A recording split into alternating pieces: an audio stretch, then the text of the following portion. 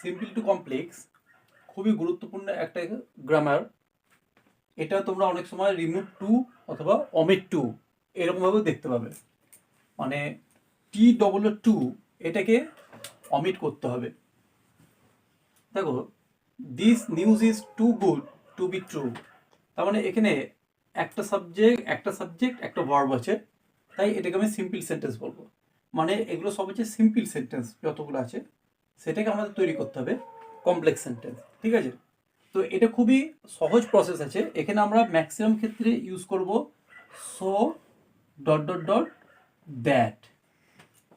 তার মানে so that যখন ইউজ করব তখনই কিন্তু এই সো পার্টের আগে একটা সাবজেক্ট ভার্ব থাকবে, দ্যাট পার্টের পরে একটা সাবজেক্ট ভার্ব থাকবে। তাহলে সেক্ষেত্রে আমার দুটো সাবজেক্ট দুটো ভার্ব হয়ে গেল, তাহলে তাকেই বলবো আমরা কমপ্লেক্স সেন্টেন্স। ঠিক আছে, তাহলে দেখো আছে কি